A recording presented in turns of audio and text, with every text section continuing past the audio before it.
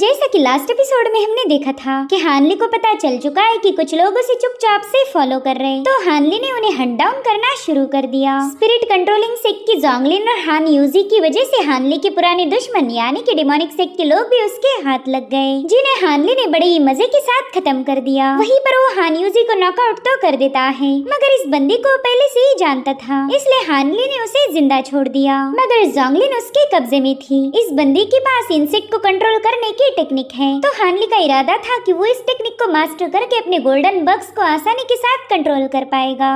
अब आगे तो इस एपिसोड की शुरुआत में हमें ड्रिफ्टिंग क्लाउड सेक्ट का मेन हॉल दिखाया गया, जहाँ पर हानली पहुंच चुका था। हानली जू कंट्री को अच्छा खासा टूर देने के बाद अपने सेक्ट में वापस आ चुका है। उसे देखकर ही एल्डर चेंग टियानकुन और एल्डर लियो तो काफी ज्यादा खुश हो गए। वो कह रहे थे, छोटे भाई तुमने तो वापस आकर हमारा दिन बना दिया, हम तुम्हारे लिए काफी ज्यादा परेशान थे। वहीं पर एल्डर लियो काफी क्यूरियस होकर हानली से पूछने लगे कि बताओ फिर तुम्हारा सफर कैसा रहा, कहीं तुम्हारा किसी भयानक कल्टीवेटर से मुकाबला तो नहीं हुआ। जिस पर हानली कह रहा था, ना ऐसा तो नहीं हुआ, मैंने बस जू कंट्री को एक्सप्लोर किया। 200 सालों में तो वहाँ पर काफी कुछ बदल चुका है, और हाँ मैंने डिमोनिक सेक्ट के कुछ कोर फॉर्मेशन स्टेज के कल्टीवेटर्स को भी निपटा दिया। अब डिमोनिक सेक्ट का जिक्र सुनते इन दोनों एल्डर्स के चेहरे का रंग ही उड़ गया। हानली देख पा रहा था कि वो काफी ज्यादा परेशान हो गए, तो वो थोड़ा सा कंफ्यूज होकर कहने लगा कि सीनियर कोई प्रॉब्लम है क्या, आप तो अचानक से ही शांत हो गए। अगर आपको ऐसा लगता होगा कि मेरी वजह से ड्रिफ्टिंग क्लाउड सेक्ट मुसीबत में फंस जाएगा, तो ऐसा बिल्कुल नहीं होने वाला। मैंने तो अपना एक ट्रेस भी पीछे नहीं छोड़ा, तो वो लोग कभी भी हम तक पहुंच नहीं सकते। हालांकि एल्डर लियो अभी भी सोच में थे। वो कहते हैं कि तुमने डिमोनिक सेक्ट की कोर फॉर्मेशन स्टेज वाले कल्टीवेटर्स को निपटा दिया। मेरे ख्याल से वो किसी नेसेंट सोल के पर्सनल डिसाइपल होंगे, और तुमने उन्हें निपटा कर बहुत ही बढ़िया काम कर दिया। मेरे छोटे भाई तुमने तो मेरा दिल खुश कर दिया। वैसे भी वो डिमोनिक सेक्ट हमारा दुश्मन है, मैं तो न जाने कब से उनके खाल उधेड़ना चाहता हूँ, लेकिन मुझे मौका ही नहीं मिला। मुझे आज भी 3-6 सोर्ड ट्रायल का दिन याद है। उस दिन उन लोगों ने हमारे कई सारे कल्टीवेटर्स को घायल कर दिया था, और जहाँ तक मुझे याद है तुम भी उस ट्रायल का हिस्सा थे। क्या तुम्हें पता है उस दिन हमारे बड़े भाई चेंग टियानकुन उन डिमोनिक कल्टीवेटर्स के हाथों बुरी तरह से घायल हुए थे। उनकी इंजरीज इतनी ज्यादा ग्रेव है कि वो अभी तक हील नहीं हो पाए। जो सुनते साथ ही हानली एल्डर चेंग टियानकुन की तरफ देखने लगा, और उनकी ब्रीदिंग को देखकर ही हानली समझ गया था कि वाकई ये काफी ज्यादा घायल है। वहीं पर एल्डर लियो से कह रहे थे कि उन कल्टीवेटर्स को खत्म करके तुमने काफी अच्छा काम किया है, यूँ समझ लो कि हमारा सारा गुस्सा उतर गया। जिसके बाद वो दोनों एल्डर्स काफी जोर जोर से हंसने लगे, जो देखकर हानली भी थोड़ा सा रिलैक्स हो गया। अरे अभी तीनों मिलकर सीधे चाय पीने के लिए रवाना हो गए, ताकि थोड़ी सी गपशप हो जाए। साथ ही वो दोनों एल्डर्स हानली को बता रहे थे कि स्पिरिट कंट्रोलिंग सेक्ट का एल्डर डोंगमिंग हाल ही में एक फाइट में इन्वॉल्व हुआ। हमने सुना है कि घोस्ट स्पिरिट गेट के सोल क्रशर के साथ उसका मुकाबला हुआ था। वैसे तो ये दोनों भी नेसेंट सोल के कल्टीवेटर हैं, जो कभी अपने सेक्ट को छोड़कर बाहर नहीं जाते, मगर इस बार उनमें काफी फियर्स बैटल हुई। जरूर से इसके पीछे कोई सॉलिड वजह होगी। वैसे भी डिमोनिक सेक्ट के लोगों की खोपड़ियां ऑलरेडी गर्म होती, वो कब किसी के साथ बैटल कर जाए इसका कोई भरोसा नहीं। अब हमें थोड़ी देर बाद की कहानी दिखाई गई, जहाँ पर जोंगलिन को होश आ चुका था। सिल्वर मून उसे आंखें खोलते हुए देखकर कहने लगे, अरे वाह मैडम को तो होश आ गया। वहीं पर जोंगलिन तो सिल्वर मून को देखकर काफी ज्यादा पैनिक हो गई। वो तुरंत ही पीछे हटते हुए कहने लगी कि आखिर तुम हो कौन। वहीं पर सिल्वर मून काफी क्यूट अंदाज में उसे सूंघते हुए उसकी तरफ आगे बढ़ने लगी। वो जोंगलिन से कह रही थी, मेरी दोस्त तुम कौन सा परफ्यूम यूज करती हो, तुम्हारी बॉडी से तो मुझे बहुत ही अच्छी खुशबू आ रही, ऐसी खुशबू से तो मेरा मूड बन जाता है। मेरे ख्याल से तुम इतनी प्यारी खुशबू इसलिए लगाती होंगी क्योंकि तुम्हें स्पिरिट बीस्ट को कंट्रोल करना है। मैंने तो ये भी सुना है कि तुमने कई सारे पावरफुल स्पिरिचुअल बीस्ट को भी पाल पोस के बड़ा किया, मगर जोंगलिन इस पर कोई जवाब नहीं दे रही थी। तो सिल्वर मून पीछे हटते हुए कहने लगी कि कोई बात नहीं, यहाँ पर तुम कुछ नहीं बोल रही, लेकिन मास्टर के सामने तो तुम्हें सब कुछ उगलना पड़ेगा। मास्टर ने मुझे बताया था कि जैसे ही तुम्हें होश आ जाए तुम्हें उनके सामने पेश होना पड़ेगा। तो जोंगलिन घबराती हुई उससे पूछने लगी कि तुम्हारे मास्टर का नाम क्या है, और क्या तुम मुझे इस जगह के बारे में बता सकती हो। जो सुनकर सिल्वर मून इरिटेट होते हुए कहने लगी कि यार तुम कितने सवाल पूछती हो। वेल तुम जी कंट्री के ड्रिफ्टिंग क्लाउड माउंटेन पर आ चुकी हो। ड्रिफ्टिंग क्लाउड का नाम सुनते ही जोंगलिन के होश उड़ गए। वो कह रही थी कि ये इलाका तो हेवनली डाउ अलायंस के अंडर है, लेकिन तुम लोग मुझे इतनी जल्दी यहाँ पर लेके कैसे आ गए, ये जगह तो हजारों मील दूर है। तो सिल्वर मून उससे कहने लगी कि यूँ मुंह लटकाना बंद करो, तुम्हें मेरे साथ चलना है। वैसे भी तुम्हें मास्टर के सामने पेश करने के बाद मुझे ढेर सारा काम करना होगा। अब यहाँ पर सिल्वर मून जानबूझकर उसे ईवल अंदाज में घूरने लगी, जो देखकर जोंगलिन को डर लग रहा था। वैसे तो सिल्वर मून के साथ बिल्कुल भी जाना नहीं चाहती थी, लेकिन उसका रवैया देखते ही जोंगलिन को चुपचाप से उसे फॉलो करना पड़ा। साथ ही साथ वो इस केव को काफी केयरफुली ऑब्जर्व कर रही थी।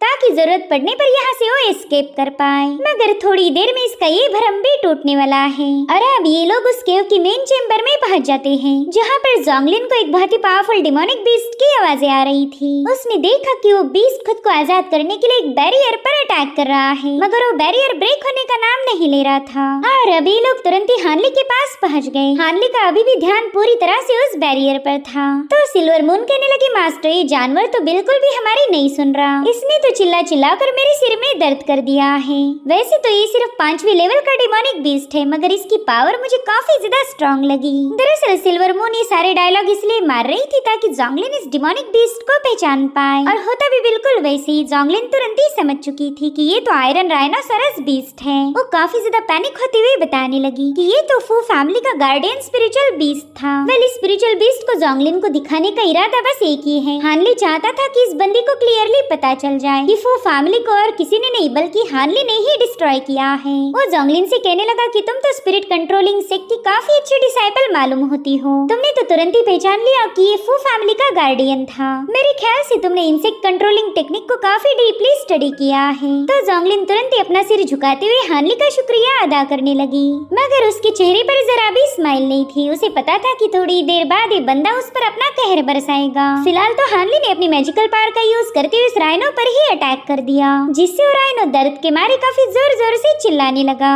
उस बीस्ट की ऐसी हालत देखकर तो जोंगलिन के पसीने छूट गए। उसे डर लग रहा था कि कहीं ऐसा हशर मेरा ना हो जाए। वहीं पर सिल्वर मून उस डिमोनिक बीस्ट को संभालने के लिए उस बैरियर के अंदर चली जाती है, और फिर हानली ने वहाँ का डोर बंद कर दिया। उसने फाइनली जोंगलिन के सामने अपना फेस रिवील कर दिया था। पहला तो उस बंदी को यकीन ही नहीं हो रहा था कि आखिर इतना यंग कल्टीवेटर एक नेसेंट सोल कैसे बन गया। मगर ये दुनिया तो मिस्ट्री से भरी है, यहाँ पर कब क्या हो जाए कोई अंदाजा नहीं लगा सकता।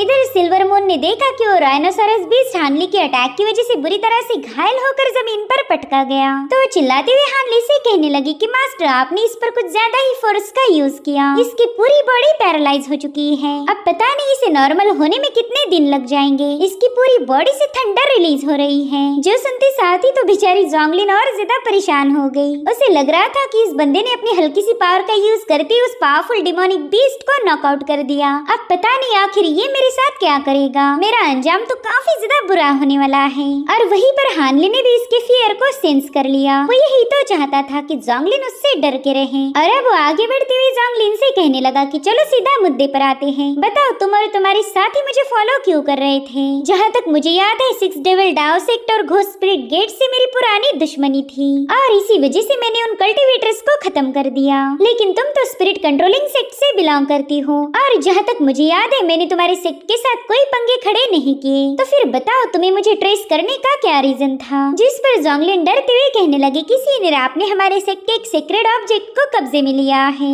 हमारे एंसेस्टर चाहते थे कि मैं जल्दी से जाकर उस सीक्रेट ऑब्जेक्ट को हासिल करूं, इसलिए मेरे पास कोई और चारा नहीं था और मुझे आपको फॉलो करना पड़ा। मैंने उस सीक्रेट ऑब्जेक्ट को ट्रैक डाउन करके ही आपके लोकेशन का पता किया था। यकीन मानिए हमारा आपको ऑफेंड करने का कोई इरादा नहीं था। सीक्रेट ऑब्जेक्ट का जिक्र सुनते ही हानली सीधे उसके पास चला गया। यहाँ पर उसने कैप्चर किया हुआ वुड स्पिरिट इन्फेंट भी बाहर निकाल लिया था। वो जोंगलिन से पूछने लगा कि क्या तुम इस डीमन की बात कर रही हो? उस इन्फेंट को देखकर तो जोंगलिन के होश ही उड़ गए। वो तुरंत ही हानली को बताने लगी कि इसे वुड स्पिरिट इन्फेंट कहा जाता।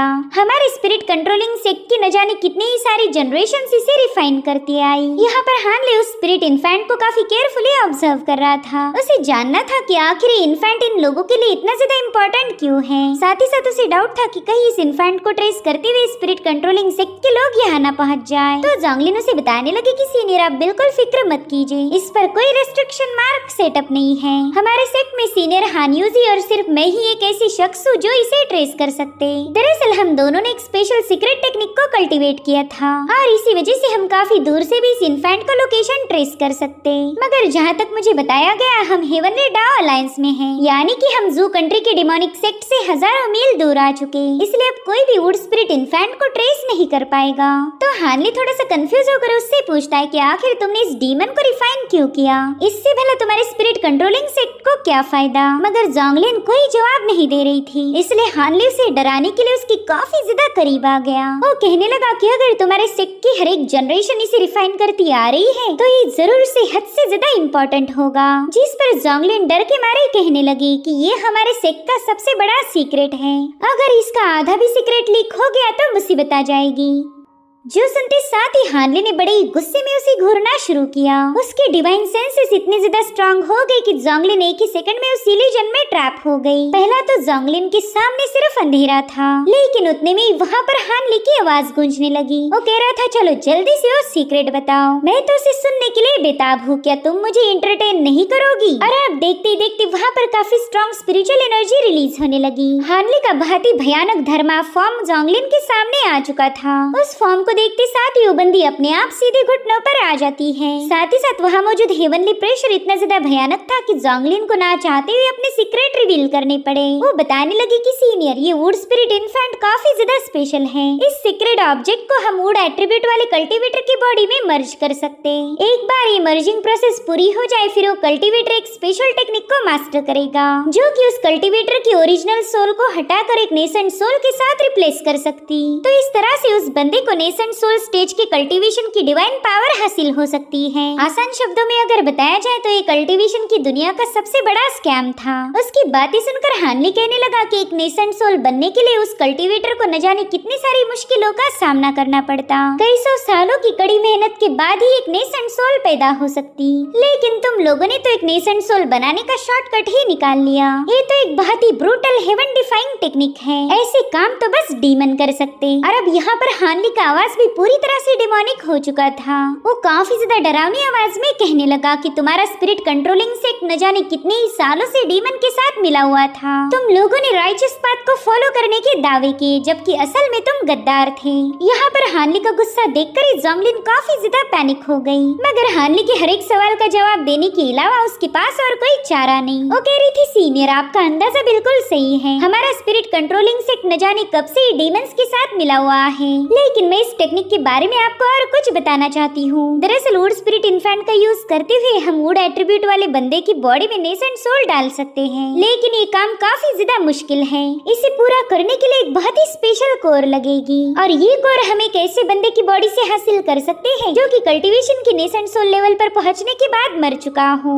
ऐसी कोर मिलना तो लगभग इम्पॉसिबल है, और अगर मिल भी जाए तो भी हमें एक फ्यूजन सेरेमनी को अरेंज करना पड़ता। फ्यूजन सेरेमनी तभी पूरी हो सकती जब हम अलग अलग एलिमेंट वाले 5 नेसेंट सोल्स को समन कर पाए। सिर्फ नेसेंट सोल के 5 एलिमेंट मिलने के बाद ही ये प्रोसेस पूरी हो सकती। और जैसे कि आपको पता ही होगा कि ये सारे रिक्वायरमेंट कंप्लीट करना कितना ज्यादा मुश्किल है। अगर किसी बंदे ने ये सारा मटेरियल अरेंज भी कर दिया और उसे नेसेंट सोल रिप्लेस भी हो गई, तो सिर्फ उसके पास नेसेंट सोल कल्टीवेटर जैसी पावर्स आएगी, मगर उस बंदे का लाइफ स्पैन इंक्रीज नहीं होगा। एक कोर फॉर्मेशन स्टेज के कल्टीवेटर का जितना लाइफ स्पैन है उतना ही उसका होगा। यानी कि इस टेक्निक का यूज करते हुए हम किसी कल्टीवेटर की पावर को एक नेसेंट सोल जितना बना सकते हैं। बस फर्क इतना है कि उसका लाइफ स्पैन नहीं बढ़ने वाला। ये सब सुनकर हानली सोचने लगा कि ये मेथड तो बिल्कुल एक ईवल कोर को कल्टीवेट करने जैसी है। एक ऐसा शॉर्टकट है जिसमें हजारों छुपे हुए खतरे होंगे। ये लोग तो एक नेसेंट सोल की कॉपी बना रहे हैं, जो कि बिना ज्यादा मेहनत करे फॉर्म होगा। पता नहीं क्यों, लेकिन मुझे ये सारी बातें हजम नहीं हो रही। और अब हानली उस इल्यूजन को ब्रेक कर देता है। तभी जोंगलिन डर के मारे उससे कहने लगी कि आपको मुझसे जो सीक्रेट जानना था वो ऑलरेडी आपको पता चल चुका है। मेरे ख्याल से अब मैं आपके काम की नहीं रही।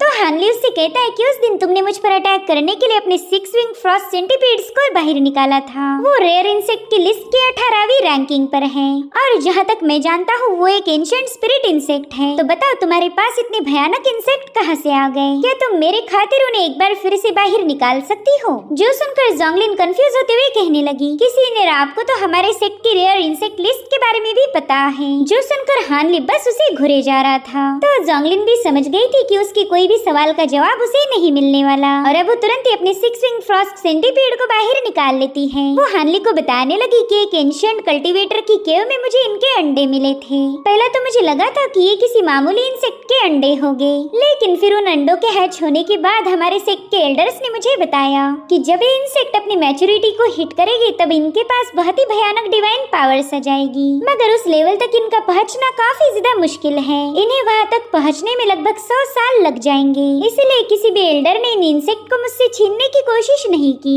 तो हानली जोंगलिन से कहने लगा कि मेरे पास कुछ ऐसे तरीके हैं जिसका यूज करके मैं इनकी कल्टीवेशन को बढ़ा सकता हूँ। ये काफी तेजी के साथ ग्रो करेंगे और तुम्हें जानकर खुशी होगी कि मुझे तुम्हारे स्पिरिट इंसेक्ट काफी ज्यादा पसंद आए। मगर जोंगलिन को खुशी नहीं बल्कि उल्टा टेंशन आ रहा था। साथ ही हानली उससे कहने लगा कि मैंने सुना है तुम्हारे स्पिरिट कंट्रोलिंग सेक्ट के पास इंसेक्ट को कंट्रोल करने की काफी पावरफुल टेक्निक है। जिस पर जोंगलिन जवाब देते हुए बताने लगी कि ये हमारे स्पिरिट कंट्रोलिंग सेक्ट की गार्डेड सीक्रेट है। अगर ये सीक्रेट टेक्निक मैंने आपके साथ शेयर की तो वापस जाने के बाद मेरे स्पिरिट कंट्रोलिंग सेक्ट के लोग मुझे मार देंगे। पनिशमेंट के तौर पर मेरी सोल को एक्सट्रैक्ट करके उसे रिफाइन किया जाएगा। और वैसे भी मुझे नहीं लगता कि आप इन स्पिरिट इंसेक्ट को कंट्रोल कर पाओगे, क्योंकि ये तीनों सेंटीपीड्स मेरी ब्लड के साथ कनेक्टेड हैं। इन्होंने तो ऑलरेडी मुझे अपना मास्टर एक्सेप्ट किया है, तो ये आपकी बात नहीं मानेंगी। जिस पर हानली कह रहा था अपनी बकवास बंद करो, मुझे ज्ञान देने की कोई जरूरत नहीं। मैं जानता हूँ तुमने बचपन से लेकर अभी तक इन्हें अपना ब्लड खिलाया है, इसलिए अगर तुम इन सेंटीपीड्स को मेरे हवाले भी कर दो तो मैं इन्हें कंट्रोल नहीं कर पाऊंगा। लेकिन मैंने ये कब कहा कि ये डीमन तुमसे तुम्हारे इंसेक्ट छीनना चाहता है, बल्कि मैं तो ये चाहता हूँ कि तुम्हारे इंसेक्ट अपने बच्चे पैदा करे और फिर मैं उन पर क्लेम करूंगा। बस एक बार मुझे इनके अंडे और तुम्हारी वो सीक्रेट टेक्निक मिल जाए फिर तुम यहाँ से जा सकती हो, लेकिन तब तक तुम्हें इस डीमन के साथ रहना पड़ेगा। जिस पर जोंगलिन इमोशनल होकर कहने लगी कि सीनियर, अगर आपने मुझे जिंदा भी छोड़ दिया तो इससे कोई फायदा नहीं होने वाला।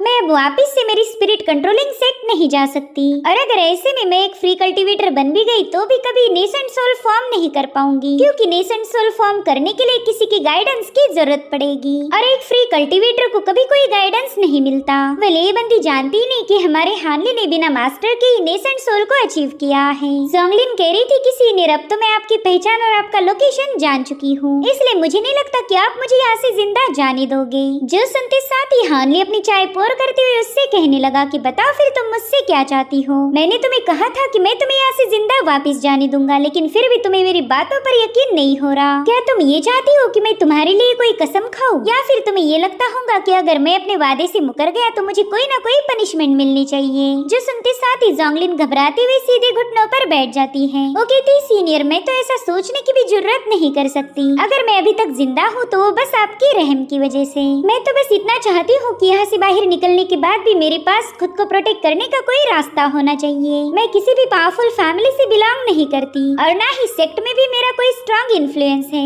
अगर आज मैं कल्टीवेशन की इस लेवल पर पहुँच पाई हूँ तो वो बस खुद की मेहनत के दम पर, और इसी वजह से आपकी जूनियर आपके सामने एक रिक्वेस्ट करेगी। मेरी ख्वाहिश है कि आप मुझे अपने डिसाइपल बना लो। मैं आपके सामने रहम की भीख मांगती हूँ, प्लीज मुझे एक्सेप्ट कीजिए। इतना कहते साथ ही जोंगलिन ने हानली के सामने अपना माथा टेक दिया। वो कहने लगी कि अगर आपका मुझे सपोर्ट मिल जाए तो फिर मुझे किसी से डरने की जरूरत नहीं होगी, लेकिन अगर आपने मेरी इस रिक्वेस्ट को ठुकरा दिया तो फिर स्पिरिट कंट्रोलिंग सेक्ट मुझे हंट डाउन करेगा। इससे अच्छा तो आप मुझे रिलीज करने के बजाय खुद ही खत्म कर दीजिए, एटलीस्ट मुझे एक आसान सी मौत मिल जाएगी। यहाँ पर हानली दिल ही दिल में कहने लगा कि तुम्हें तो हालातों की नजाकत का फायदा काफी अच्छे से उठाना आता है, साथ ही साथ तुम्हारी थॉट्स भी काफी ज्यादा केयरफुल है। तुमने तो इस सिचुएशन को बड़ी ही चालाकी से हैंडल कर लिया, लेकिन मुझे तुम्हारी बस एक ही बात सबसे ज्यादा पसंद आई, जो कि है तुम्हारा करेज। तुमने बड़ी हिम्मत दिखाकर मेरे सामने अपनी बातें रखी। तो अब ये सारा सोच विचार करने के बाद हानली उससे कहने लगा कि मेरी दो शर्तें हैं। पहली तो ये कि तुम्हें मेरे सोल रेस्ट्रिक्शन को एक्सेप्ट करना होगा,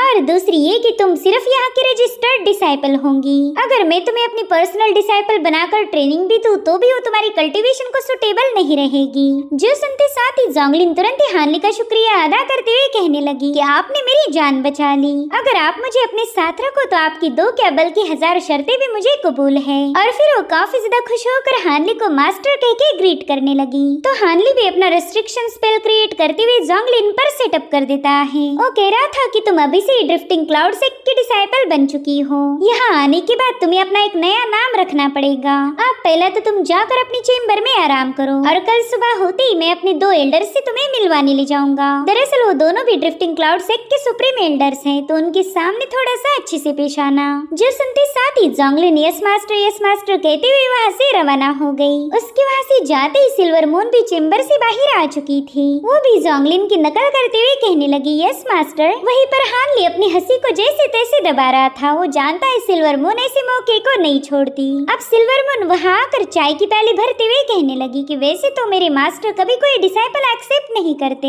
अगर उन्हें स्पिरिट कंट्रोल टेक्निक को हासिल करना था तो वो सीधे इस बंदी की मेमोरीज को चेक करके भी हासिल कर सकते थे, मगर फिर भी उन्होंने ऐसा नहीं किया। मेरे ख्याल से मास्टर का कोई दूसरा ही इरादा होगा। कहीं ऐसा तो नहीं कि आप इन 6 विंग फ्रॉस्ट सेंटीपीड को यहाँ पर रखना चाहते हो? जिस पर हानली कह रहा था तुम तो काफी ज्यादा होशियार हो। और अब हानली ने जोंगलिन को अपना डिसाइपल क्यों बनाया इसके पीछे की वजह बताने लगा। वो कह रहा था कि हमारे पास ब्लू आइस फ्लेम्स है जिन्हें रिफाइन करने में लगभग 200 सालों का वक्त लगेगा, लेकिन अगर हम इन 6 विंग फ्रॉस्ट सेंटीपीड की कोल्ड एनर्जी का यूज करें तो रिफाइनमेंट का टाइमिंग काफी तेजी के साथ घट जाएगा। इतना ही नहीं, इन दोनों एनर्जीज के कंबाइन होने से हमें बहुत ही जबरदस्त इफेक्ट देखने को मिलेंगे। यहाँ पर हानली ब्लू आइस फ्लेम्स और कोल्ड एनर्जी को एक साथ मिला देता है जो कि पूरी तरह से आपस में घुल मिल गई थी और फिर वो ऊपर जाकर फायरवर्क्स जैसे एक्सप्लोड हो जाती है। ये सब देखकर तो सिल्वर मून को काफी ज्यादा मजा आ रहा था। ऐसा लग रहा था कि मानो उस पूरी केव में सितारों की बारिश हो और उतने में हानली सिल्वर मून से पूछने लगा कि क्या तुम्हें असुरा सेक्रेड फायर याद है? उसे वॉइड हेवन हॉल में उस डीमन जुआनगू ने क्रिएट किया था।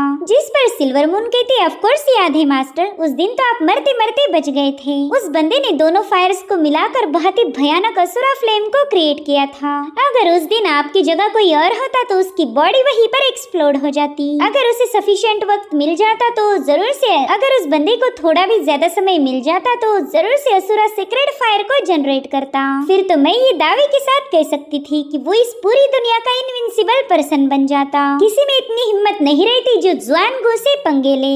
जिसके बाद सिल्वर मून तुरंत ही अपने सपनों से बाहर आते हुए कहने लगी कि मास्टर भला आपने असुरा सेक्रेड फ्लेम का जिक्र क्यों किया? अब ये मत बोलो कि आप भी वैसा ही कुछ करने जा रहे हो। जो सुनते साथ ही हानली अपने हाथों पर कुछ फ्लेम्स को समन कर लेता है। वो कह रहा था कि वैसे तो मुझे इस फायर का ओरिजिन नहीं पता, लेकिन इतना तो मैं दावे के साथ कह सकता हूँ कि ये काफी ज्यादा पावरफुल है और जैसे जैसे 6 विंग फ्रॉस्ट सेंटीपीड की पावर बढ़ेगी ये फायर भी उनकी एनर्जी को एब्सॉर्ब करके और भी ज्यादा खतरनाक हो जाएगी। दरअसल हानली ने यहाँ पर जुआनगू की इन फायर का यूज किया था। वो कह रहा था कि हमें जुआनगू की इन पावर के साथ इन फ्रॉस्ट सेंटीपीड की एनर्जी को मिला देना है और इन दोनों की कंबाइन होते साथ ही मैं उसी में ब्लू आइस फ्लेम को ऐड कर दूंगा। जैसे ये तीनों पावर्स आपस में मर्ज हो जाए फिर हमें इसे ईवल रिपेलिंग डिवाइन थंडर से गुजारना होगा ताकि इसमें मौजूद ईवल पावर पूरी तरह से वैनिश हो जाए और इसी तरह से क्रिएट होगा मेरा सबसे भयानक ड्रैगन। जुआनगू की असुरा सेक्रेड फायर काफी ज्यादा पावरफुल थी, लेकिन फिर मेरा ड्रैगन भी उससे कम नहीं रहेगा। इनफैक्ट मेरा ड्रैगन इतना ज्यादा कॉन्सेंट्रेटेड होगा कि वो असुरा फ्लेम्स को भी तकड़ी टक्कर दे सके। हानली का ये सारा प्लान सुनकर तो सिल्वर मून के होश ही उड़ गए। वो कह रही थी मास्टर अब वो दिन दूर नहीं जब आप पूरे साउथ को डोमिनेट करें, हर जगह बस आपकी ही पावर्स का बोलबाला होगा। मैं तो उस दिन को देखने के लिए काफी ज्यादा एक्साइटेड हूँ। में हानली की स्पिरिट आई ट्री का सीन दिखाया गया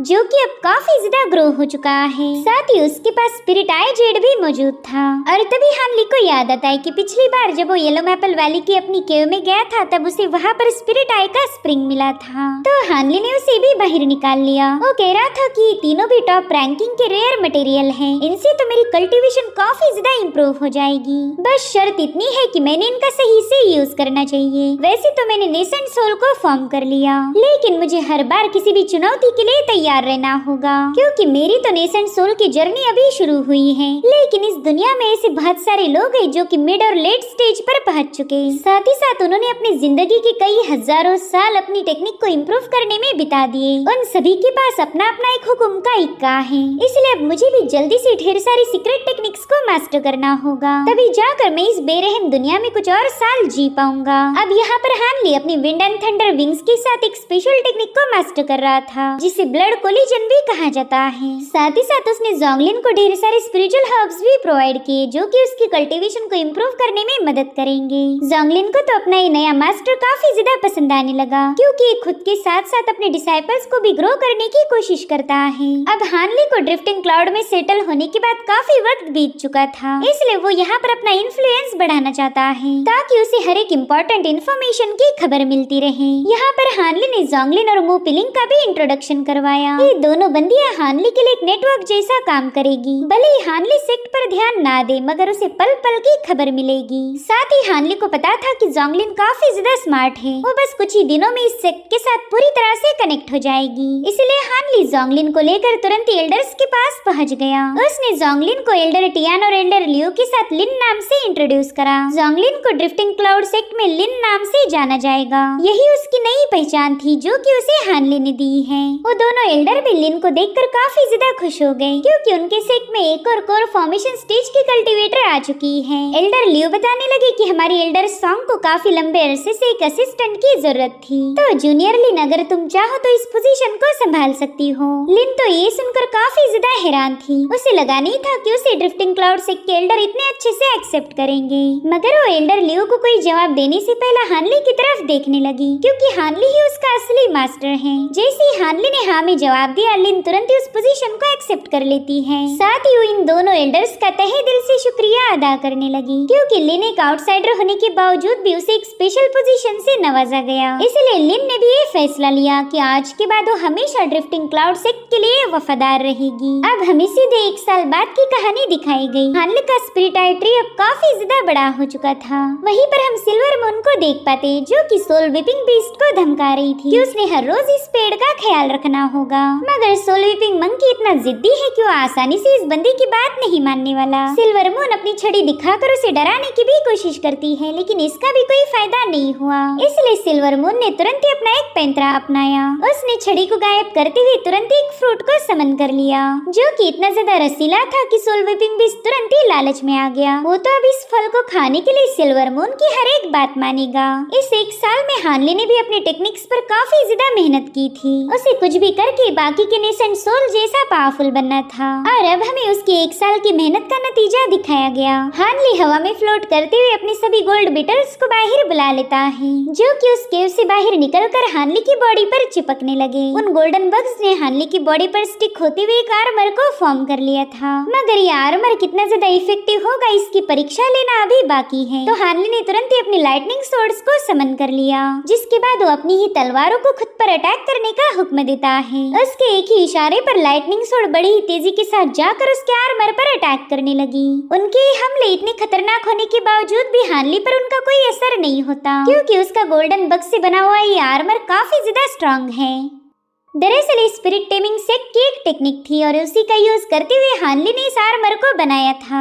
हानली कह रहा था ये बात तो माननी पड़ेगी कि टियानयान का ये डिमोनिक सेक्ट काफी ज्यादा पावरफुल है। इंसेक्ट को कंट्रोल करना कोई इनसे सीखे। वेल इसका नाम था इंसेक्ट कारापेस टेक्निक जो कि काफी ज्यादा अमेजिंग थी। हानली कह रहा था कि मैंने पहले भी अपना बैटल आर्मर बनाया था मगर इस वाले आर्मर की तो बात ही कुछ और है। जिसके बाद वो सिल्वर मून से अपने इस आर्मर के बारे में फीडबैक लेने लगा। तो सिल्वर मून कहती मास्टर आपका ये आर्मर तो वाकई काफी ज्यादा स्ट्रॉन्ग है मगर इसका अपीयरेंस कुछ ज्यादा ही कैजुअल है। क्यों ना इसे थोड़ा सा और फैशनेबल बनाया जाए। वैसे फैशन के नाम पर तो आपको कुछ नहीं पता तो क्यों ना ये काम आप मुझ पर छोड़ दे। और अब उसने हानली के स्केच में काफी सारी नई चीजें ऐड कर दी। वो कह रही थी कि बस कुछ दिनों बाद ही मैं इस नई स्टाइल को आपके इस कॉस्ट्यूम में ऐड कर दूंगी। इससे आपका आर्मर बेहतरीन तरीके से अपग्रेड हो जाएगा। अब आर्मर का मसला तो सॉल्व हो गया। जिसके बाद हानली उसकी दोस्त रुइन ने दी हुई जेड स्लिप को चेक करता है। इसमें लिखी गई प्रोफाउंड नेशन ट्रांसफॉर्मेशन आर्ट हानली को काफी ज्यादा पसंद आई। अगर इस आर्ट का यूज किया जाए तो हानली अपनी एक और नेशन सोल को फॉर्म कर सकता था जिसके अंदर बहुत ही गजब की हेवन डिफाइंग एबिलिटीज होंगी।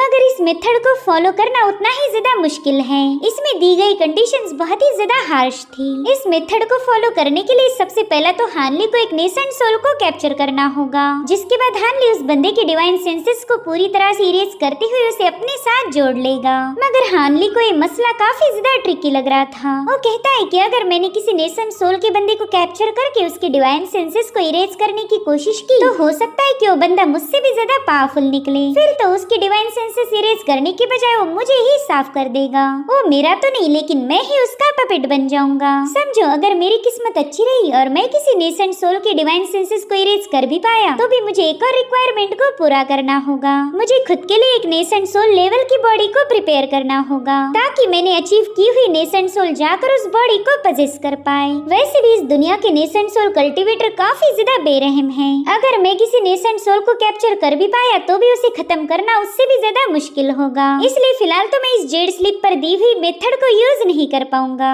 हो सकता है कि फ्यूचर में जब मैं काफी ज्यादा पावरफुल बन जाऊंगा तब ये मेरे काम आ जाए। अब अगर इसे साइड में हटा भी दिया जाए तो भी जोंगलिन ने बताई हुई मेथड मेरे पास मौजूद है। उसकी स्पिरिट टेमिंग सेट की ancient 5 element spirit infant technique वाकई कमाल की थी। इस स्पिरिट एट्रीब्यूट इन्फेंट के होते हुए मुझे किसी भी नेसेंट सोल की जरूरत नहीं पड़ने वाली। मुझे तो बस इस स्पिरिट इन्फेंट को एक कोर फॉर्मेशन स्टेज के कल्टीवेटर के साथ मर्ज करना होगा। अगर मैं इस मेथड को सही से यूज कर पाया फिर तो सेकंड नेसेंट सोल बनाना मेरे लिए बिल्कुल भी मुश्किल नहीं। मगर इस काम में भी ढेर सारे खतरे हो सकते हैं तो मैंने पहले ही खुद को प्रिपेयर कर लेना चाहिए। अब यहाँ पर हानली अपनी लाइटनिंग पावर का यूज करते हुए वुड स्पिरिट इन्फेंट को रिफाइन करने की कोशिश करने लगा। मगर इसमें हानली को कितना वक्त लगेगा ये तो खुद भी उसे नहीं पता। अब वहाँ से ही थोड़ी दूरी पर हम एल्डर लियो और एल्डर टियान को देख पाते हैं। यहाँ पर एल्डर लियो अपने टैलिस्मान में हानली के लिए एक पैगाम रिकॉर्ड कर रहे थे। वो कह रही थी, मेरे भाई हानली अब जल्दी ट्रेड फेयर शुरू होने वाला है तो हमें 9 हेवनली अलायंस की तरफ रवाना होना पड़ेगा,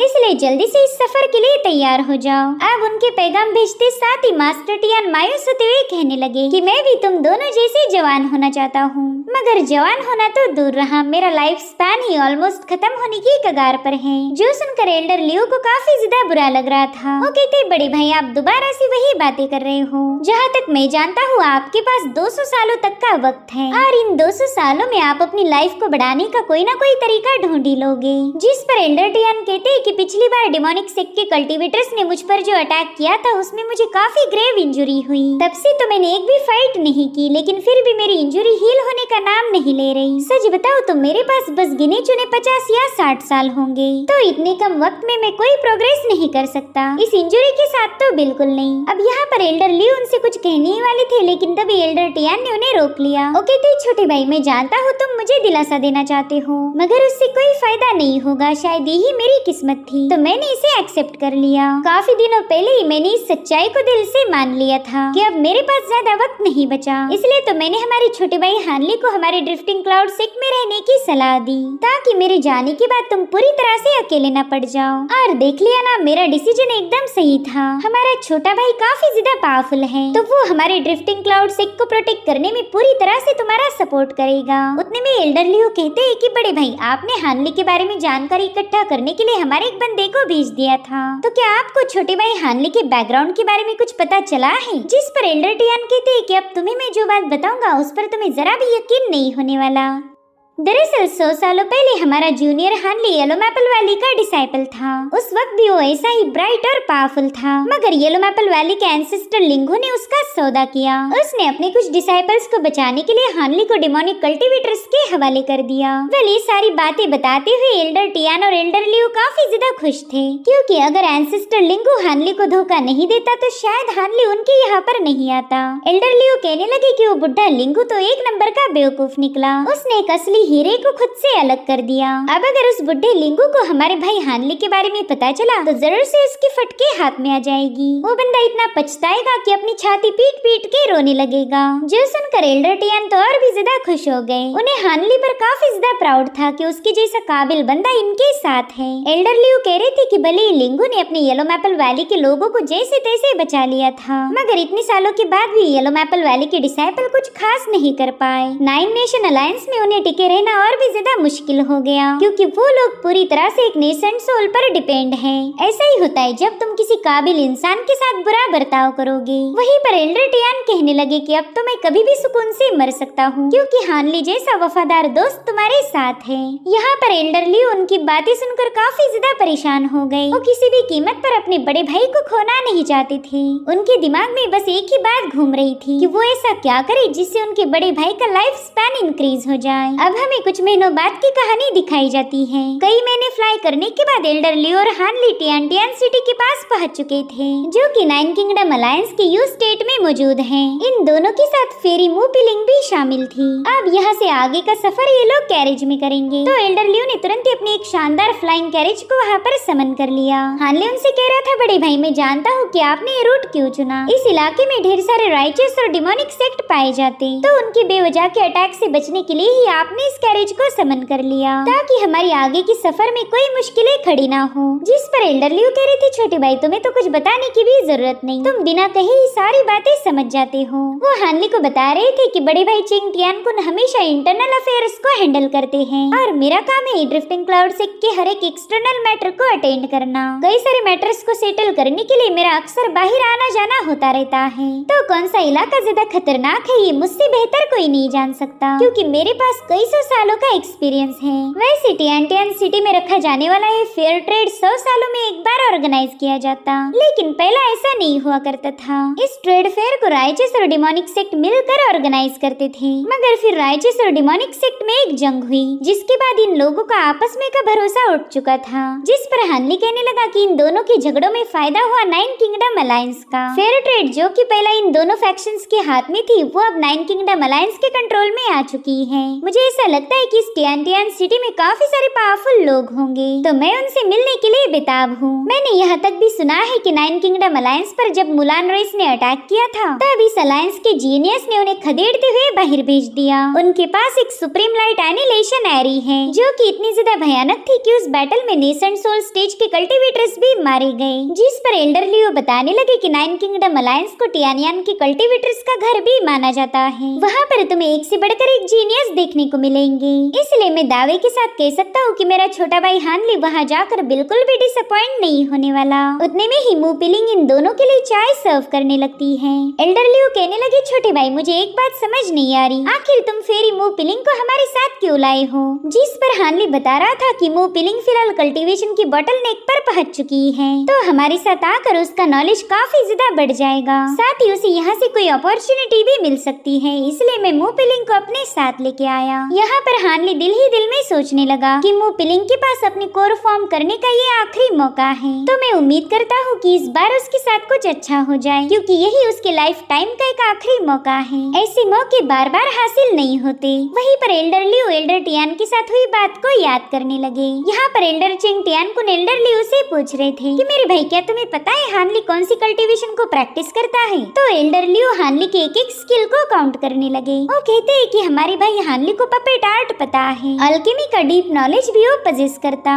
इतना ही नहीं, सोड आर्ट्स और टैलिस्मान बनाना तो कोई उससे सीखे। अब आप ही बताओ, इतनी सारी काबिलियत वाले बंदे की कल्टीवेशन का पता हम कैसे लगाएंगे? उसकी कल्टीवेशन पाथ कौन सी होगी, इसका अंदाजा लगाना भी मुश्किल है। तो एल्डर टियान कहते हैं कि उसने हाल ही में नेसेंट सोल को फॉर्म किया, और वो भी सिर्फ 200 सालों में। तो अब हानली ने बस खुद को जिंदा रखने की कोशिश करनी चाहिए। हमने कुछ भी करके हानली को प्रोटेक्ट करना है। जिस पर एल्डर लियो कह रहे थे कि बदकिस्मती से हमारे भाई हानली के स्पिरिचुअल रूट्स फॉल्स निकले।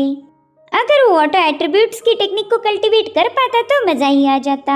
फिर तो मैं उसे अपनी 1000 वेव आर्ट सिखा देता। इस आर्ट में ढेर सारी लाइफ सेविंग एबिलिटीज हैं। अगर वो किसी पावरफुल बंदे के सामने हार भी जाता तो भी मेरी टेक्निक एटलीस्ट उसकी जिंदगी बचा लेती, मगर मैं चाहकर भी उसे मेरी आर्ट सिखा नहीं सकता। उन्होंने देखा कि एल्डर टियानकुन काफी ज्यादा परेशान है, तो तुरंत ही उन्हें समझाने लगे कि आपको हानली की फिक्र करने की कोई जरूरत नहीं। आफ्टर ऑल हम सभी नेसेंट सोल के कल्टीवेटर्स हैं। मैं जानता हूँ कि आप फेयर ट्रेड को लेकर काफी ज्यादा परेशान हो। आपको लगता है कि कोई वहाँ पर हानली पर अटैक न कर दे, मगर मैं उसके साथ जा रहा हूँ और उसका बड़ा भाई होने के नाते उसे संभालना मेरी जिम्मेदारी है। मेरे होते हुए कोई भी हानली को बुली नहीं कर पाएगा। और उन्हीं सारी बातों को याद करके एल्डर लियो मुस्कुराने लगे। ये दोनों एल्डर्स वाकई हानली की काफी ज्यादा फिक्र करते थे। उन्होंने अपने पूरे दिल से हानली को छोटा भाई मान लिया है। जिसके बाद एल्डर लियो हानली से पूछने लगे कि मेरे भाई तुम 1 साल से सेक्लूजन में थे, क्या तुमने वहाँ पर कोई प्रोग्रेस की? और तभी अचानक से हानली के एक्सप्रेशन काफी ज्यादा गुस्से वाले हो गए।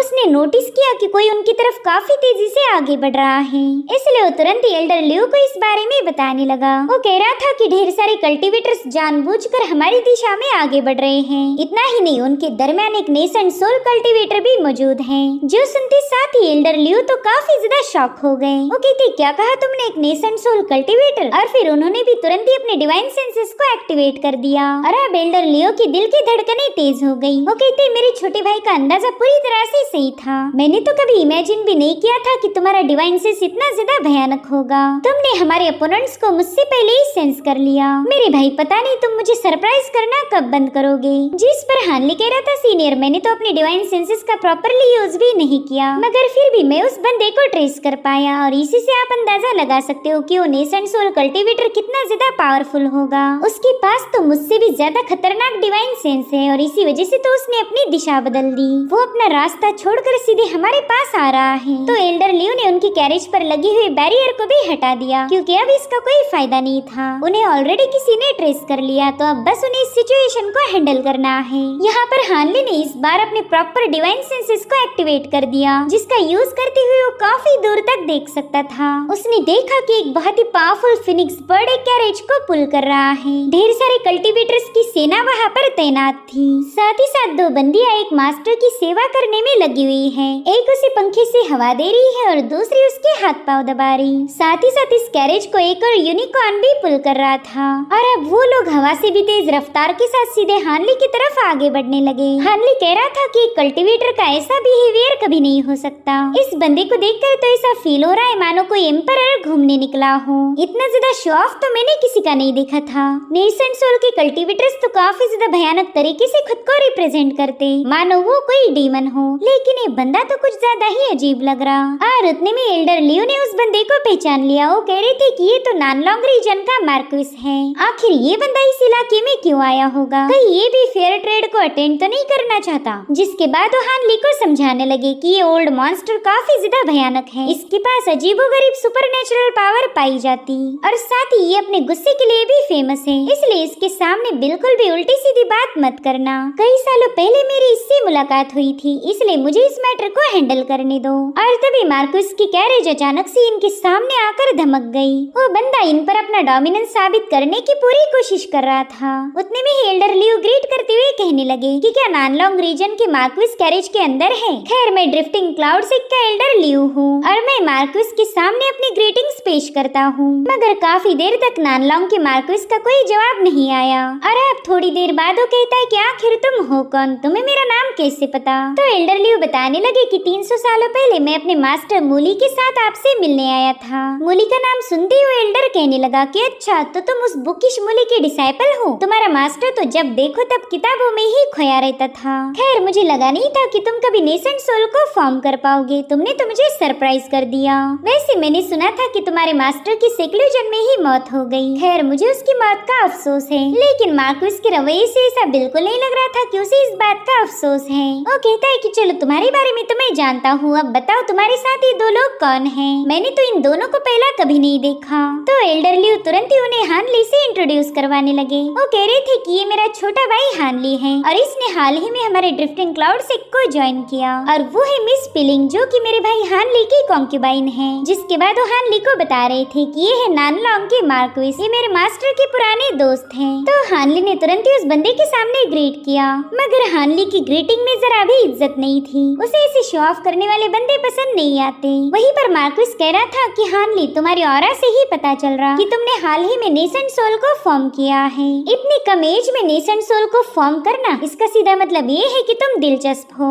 मैं तो तुम्हारी एबिलिटीज को लेकर क्यूरियस हो गया। तो चलो अब इस ओल्ड मार्क्विस को तुम्हारी एबिलिटीज चेक करने का मौका दो। और अब हमें इस बंदे की कल्टीवेशन लेवल बताई गई। ये नेसेंट सोल की मिडिल स्टेज के पिक पर पहुंच चुका था, यानी कि हानली के मुकाबले काफी ज्यादा पावरफुल है। ऐसे पावरफुल लोगों को दूसरों को बुली करना काफी ज्यादा अच्छा लगता और हानली भी इस बात से वाकिफ था। और दिल ही दिल में सोच रहा था कि शायद अब यहाँ पर नेसेंट सोल की बैटल होगी। इसी का तो मुझे कब से इंतजार था। चलो आज मेरी ख्वाहिश पूरी होगी। यहाँ पर हानली के चेहरे पर डर नहीं बल्कि खुशी थी। इस बार वो सही मायनों में अपनी पावर्स को चेक कर पाएगा। और इसी के साथ एपिसोड यहीं पर एंड हो जाता है। Thank you so much for watching.